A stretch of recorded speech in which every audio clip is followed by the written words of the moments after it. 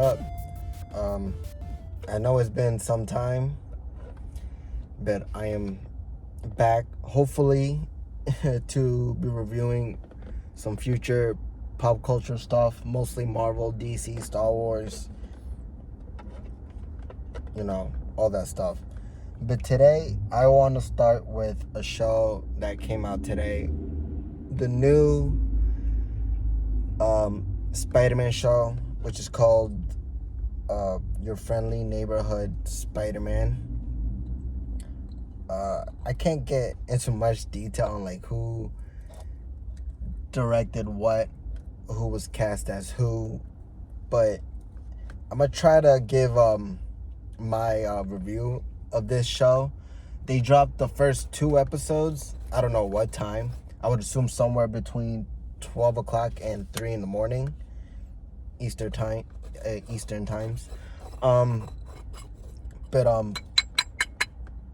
Yeah, this show is definitely new. We should just get right into it. But this show definitely is a new show compared to the other Spider-Man shows, the cartoon shows. And this is the first time that we got a Spider-Man show created by Marvel, not Sony.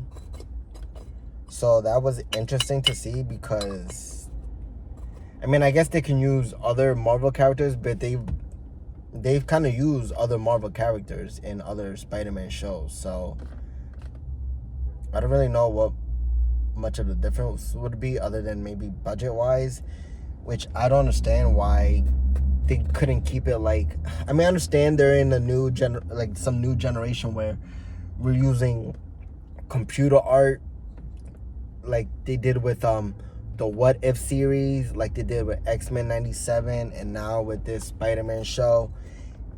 And I like the style, not like the way the animation like kind of looks, like the style of it, I guess, like the design of Peter Parker, the design of other characters. It's very like comic book wise. Like you can see like how they show shading on their hair, like as if you're seeing it from a comic book, with a little 3D aspect to it, which is cool.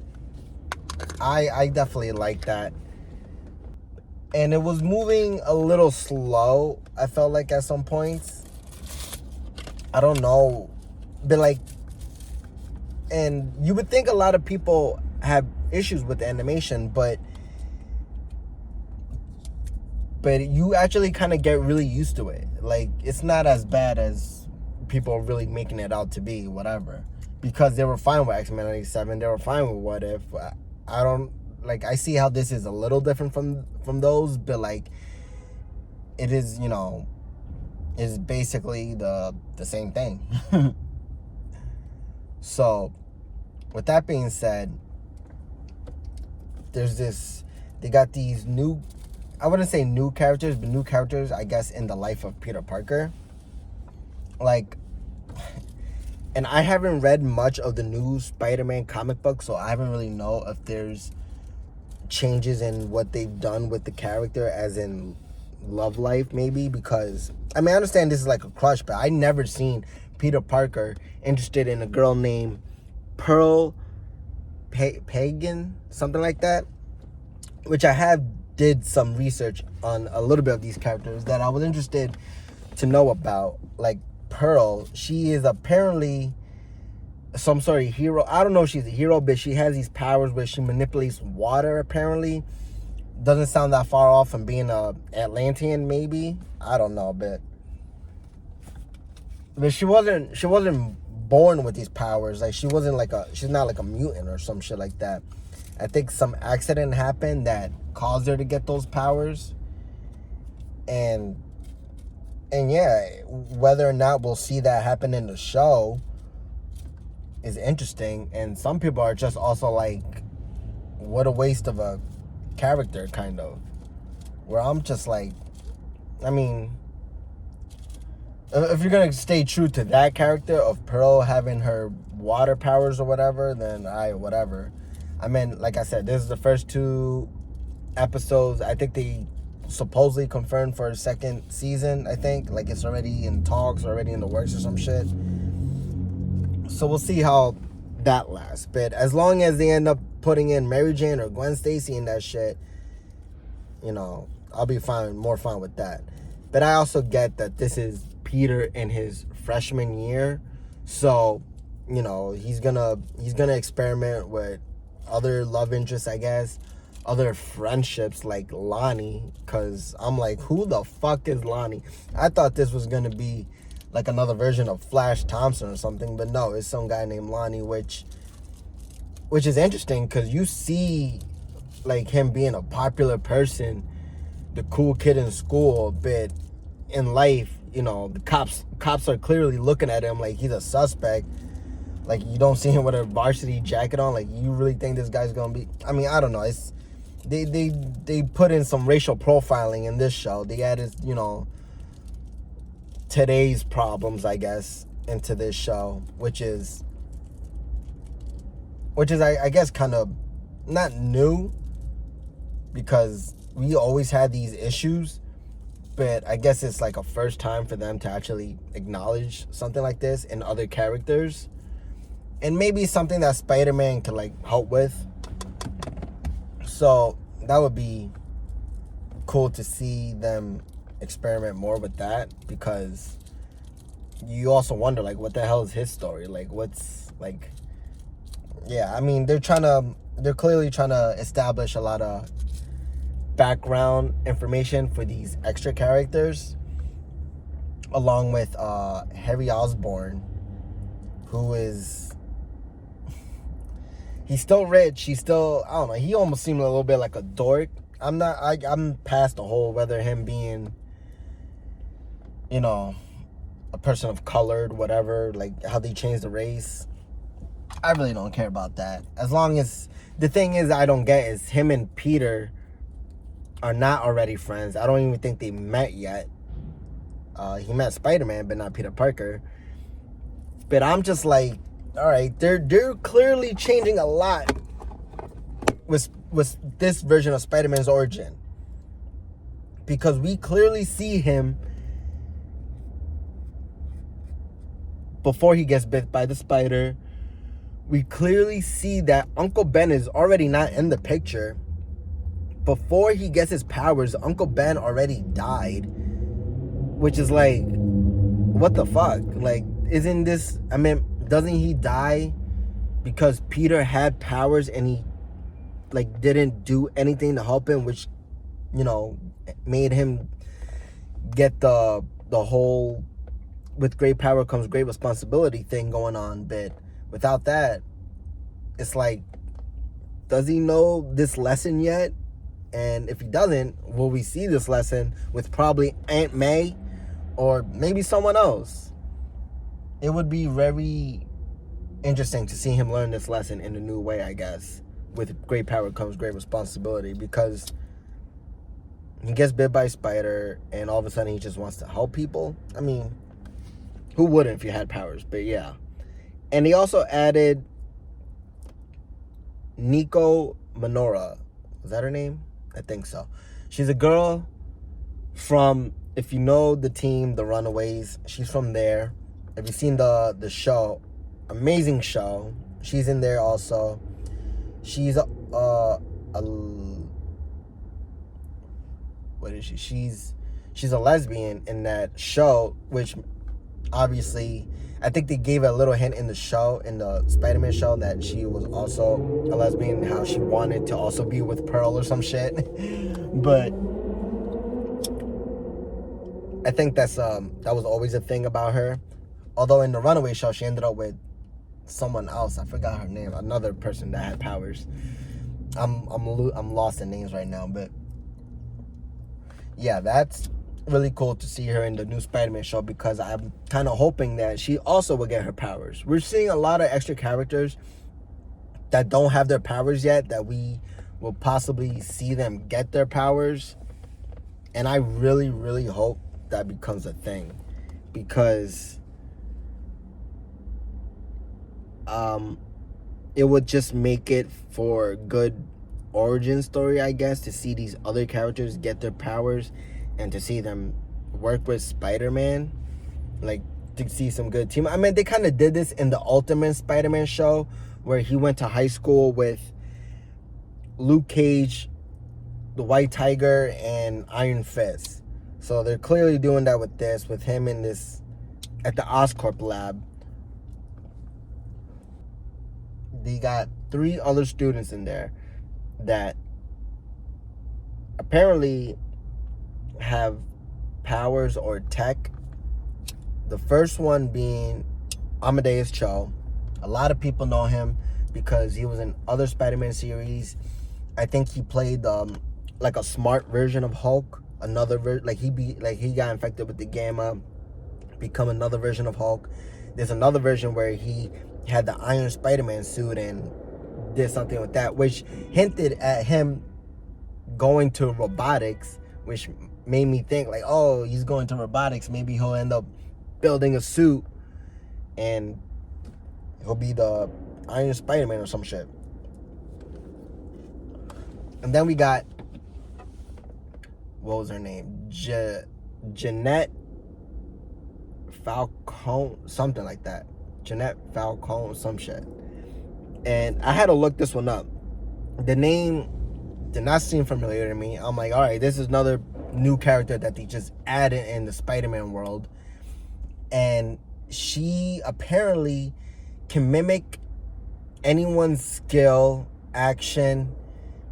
She can mimic their feelings, apparently. Like, I don't know, like, they said she's like very skillful at that, to like mimic someone's skill, language, you know, to be like very perfect at that. And it made me think of a certain character, which I'm pretty sure you're thinking of it too, which is Taskmaster. And supposedly she could be the daughter of Taskmaster without him or her knowing it, because I think because of like his condition or something, he can't figure out, or maybe he doesn't know he has a daughter or something. And for her, she doesn't know her mom or her dad. She was like adopted or something, or she had surrogate parents. So there's that. So whether or not they incorporate that in the show of her adapting to that, like, that would be interesting to see. And I'm pretty sure that's something she was born with, I think, maybe, or maybe it's a skill that she picked up to mimic others. So it would be cool to see her more in the show. She was very interesting. They also had another girl, Asia. I didn't really actually look into this, but the fact that she said she was from Wakanda, I was like, all right, this is someone that's gonna have, you know, Wakanda tech, you know. So clearly a warrior of some type. That's no surprise that she would be skillful if she's from Wakanda. And the swinging in this Spider-Man show is interesting to me. I really like the movements, him fighting. The fighting looked really cool to me. I'm pretty sure it will get better when he gets better at his skills, I guess. I mean, you're forgetting that this is Spider-Man as he just started out. And there's a lot of parallels to the MCU with this. Like, we're like, all right, this is probably how it went for Tom Holland, but it probably ended up going a different route because of some little stuff like this. Like, clearly at the end of the first episode, we get the famous him finding the DVD player or whatever in the dumpster, walking to his apartment, seeing the car outside, and then seeing Norman Osborn on the fucking couch when it should have been Tony Stark. And that was interesting to see because it's like, all right, we get it. Alternate timelines. In this timeline, ended up being Norman Osborn on the couch. In this timeline, ended up being Tony Stark on the couch. And another timeline, it could probably have been Doc Ock on the fucking couch. But we ended up getting Norman Osborn on it. And honestly, I'm fine with them doing another timeline, seeing how it could have gone a different way. But this show was such a perfect opportunity for it to be the MCU Spider-Man, of showing his origin story, I guess. Like, we don't know what happened to Spider-Man in time between Civil War and Homecoming, between Homecoming and Infinity War. Like, there's a lot of, like, loose ends, I feel like, that could give us more answers onto, like, in what way did Uncle Ben die? You know, was it a random robber, or, you know, random, you know, criminal, or, like, was in this Spider-Man show, we got Spider-Man getting bit by a spider that came in through another dimension. And I was just like, whoa, this was giving me almost Spider-Man Into the Spider-Verse vibes. Because Miles Morales got bit by a spider that technically wasn't supposed to bite him. So in this version, we got a Peter Parker that got bit by a spider that came from another dimension, that was it or was it not supposed to bite him because he came from another dimension. Like, where's the spider? And, like, it's weird. And that spider just, I think he just walked away too. I don't even think he died or anything like that. Which in Homecoming, you know, he said the spider died. We don't, you know, really know if he was lying or some shit like that. But this one, we saw it get away. We didn't really even see him, you know, like, kind of figuring out his powers for the first time. After he got bit, they kind of just jumped into him with his prototype suit, and then showing a video that Tony Stark showed Peter in the Civil War movie of him saving the bus from a car coming at him. They showed that in the show. Like I said, there was a lot of parallels that made you think, all right, this is the MCU, but they clearly went a different route. Yeah, this is almost like the MCU, but what if it went this way and not that way? That's what I feel like they're probably gonna do. I mean, I kind of like, we're gonna have Daredevil. I think he's even voiced, like, by, like, Charlie Cox. So I think that it's gonna be this is gonna be a timeline of Spider-Man that's very, like, how they have branches of timelines, you know, like this almost, and if the branches are close to each other, then the parallels of those timelines could be very similar, but just small things being different, like Norman Osborn being on the couch instead of Tony Stark, as opposed to a timeline that's all the way in the end to here, there, where I don't know, it's just, you know, just like a cowboy Spider-Man type shit. so I'm feeling these two episodes, I don't know if I could, like, rate them, but they're good. I feel hopeful for the future episodes. You know, and honestly, I don't know what more I can say about it. I mean, there's little cameos in there, like Peter, as soon as he wakes up, he's reading an amazing fantasy. It's a very Steve Ditko feel of the artwork, which is what I like, you know, very original. The theme song in the intro was fucking amazing. And I don't know, like, it's gonna be pretty interesting. And it was funny how he was gonna go to Midtown High, which is the Tom Holland one, but he ended up going to another school now because his school got fucked up from the fight with Doctor Strange. So that's gonna be that was just like, all right, oh, he's going to Midtown High. Of course, it's Peter Parker, he goes to Midtown High. But then he ended up going to, I forgot what was the name of the fucking school. But their mascots, the Ravens, I don't know, Ravens something. But yeah, that's that's pretty funny, because they make you really think that, like, all right, this could be the MCU because of this and that, but no, because of this and that. So I hope that this was useful to some people, and I forgot that another character that they changed was Dr. Kurt Connors, which is now Dr. Carla Connors, because why not? They're like, let's just make her a woman. They're like, we kind of did that in Into the Spider-Verse by having a female Doc Ock, but that was kind of his daughter.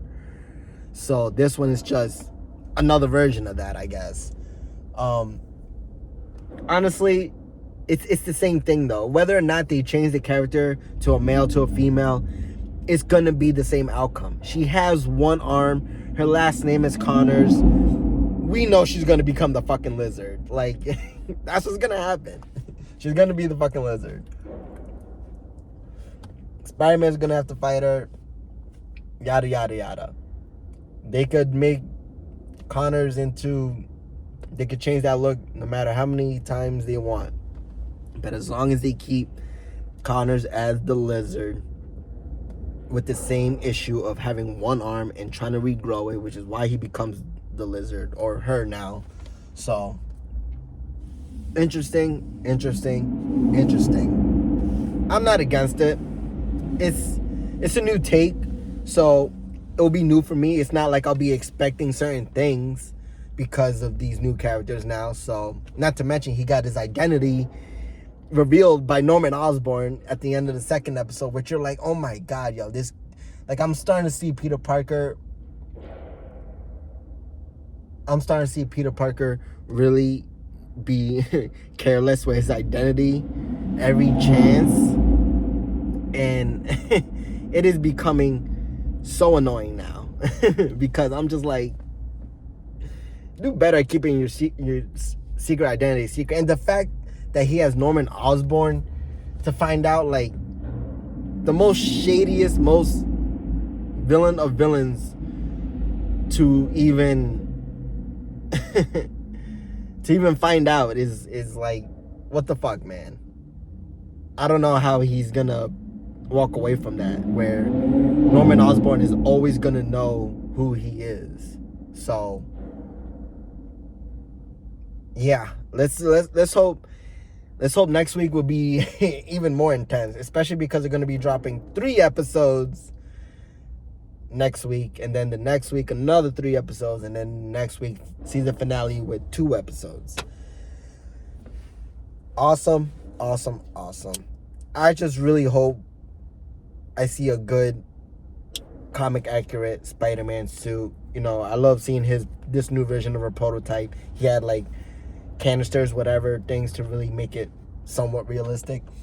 And then Norman's clearly going to give him a new suit, which I'm assuming is the white suit, anti-whatever suit.